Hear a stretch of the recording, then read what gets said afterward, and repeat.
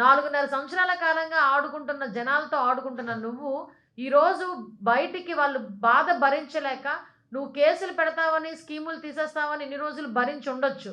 కానీ, ఈరోజు ఆ కడుపు మంట భరించలేక, వాళ్ళ కష్టాలను భరించలేక, ఈరోజు బయటకొచ్చి నీ మీద నిరసన తెలియజేస్తా ఉంటే, అవన్నీ పక్కన పెట్టేసి, క్రికెట్ బ్యాట్ పట్రా, హాకీ బ్యాట్ పట్రా, ఆడుకుందాం అని చెప్పి మాట్లాడుతున్నావు. ఓకే. మాట్లాడు.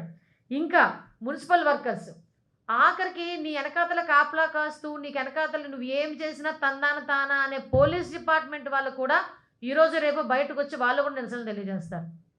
కనీసం వాళ్ళకిచ్చే టీఏడిఏలు కూడా, వాళ్ళ జీపీఎఫ్లు కూడా వాళ్ళ ఖాతాల్లో పడకుండా, వాళ్ళకి వచ్చే ఇంక్రిమెంట్లు లేకుండా, వాళ్ళ తాలూకు టీఏడిఏలు లేకుండా వాళ్ళని ఎన్ని రకాలుగా ఇబ్బందులు పెడుతున్నావు పోలీస్ డిపార్ట్మెంట్ వాళ్ళు కదిలిస్తే కన్నీళ్ళు పెట్టుకునే పరిస్థితులు ఈరోజు పోలీస్ డిపార్ట్మెంట్ ఉంది.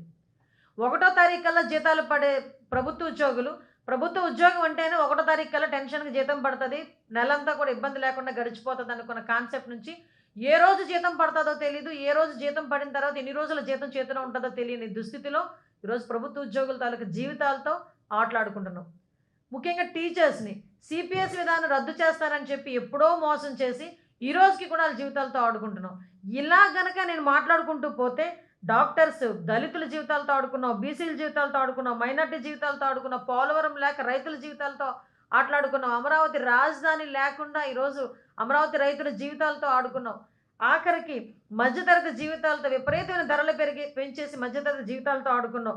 భవన నిర్మాణ కార్మికులు, కాంట్రాక్ట్ ఉద్యోగులు, ఆఖరికి ఎంత దారుణం అంటే జబ్బు పడి హాస్పిటల్కి వెళ్తే హాస్పిటల్లో నువ్వు ఎంతో ప్రతిష్టాత్మకంగా తీసుకునే ఆరోగ్యశ్రీ అనే పథకం కూడా 29వ తారీఖు నుంచి క్లోజ్ అయిపోతుంది. దారుణం అన్నమాట. ఎందుకో తెలుసా? డబ్బులు కట్టలేక 29వ తారీఖు నుంచి ఆరోగ్యశ్రీ పథకం కూడా క్లోజ్ అయిపోతుంది. ఇంత దారుణమైన పరిస్థితులు, ఇన్ని రకాలుగా జీవితాలతో ఆడేసుకొని ఈరోజు మనం ఆడుకుందాం దా అంట. దానికి చాలా ప్రెస్టీజియస్గా నిన్న ఎమ్మెల్యేలు, మంత్రులు, జగన్మోహన్ రెడ్డి బయటకు వచ్చి ఆఖరికి రోజారెడ్డి గారికి క్రికెట్ ఎలా ఆడాలో కూడా నేర్పించేస్తున్నాడు ఈయన. అంటే అఫ్కోర్స్ ఇప్పటి వరకు కూడా ఎలా జీవితాలతో ఆడుకోవాలన్నది నీ అంత ఆట ప్రావీణ్యత ఇంకెవరికి ఉండదు. నిజంగా నీకు క్రీడల మీద అంత అభిమానం ఉండుంటే 4.5 సంవత్సరాలు ఏం చేసావు? మనం అనుకోవచ్చు, యాక్చువల్గా చాలామంది క్రీడాకారులు కూడా తను ప్రోత్సహించాడండోయ్. ఎవరో తెలుసా? క్యాజినోలు ఆడించిన కొడాలి నాని, మంచి జాతీయ క్రీడ అనమాట అది క్యాజినో.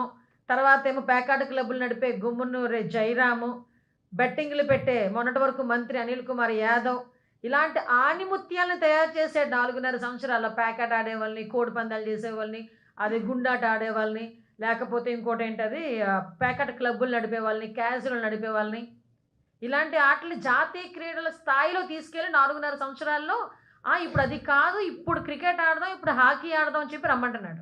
మరిన్ని వీడియోస్ కోసం ఛానల్ ని సబ్స్క్రైబ్ చేయండి, లేటెస్ట్ అప్డేట్స్ కోసం వాట్సాప్ ఛానల్ ని ఫాలో చేయండి, అండ్ లింక్ డిస్క్రిప్షన్ లో ఉంది.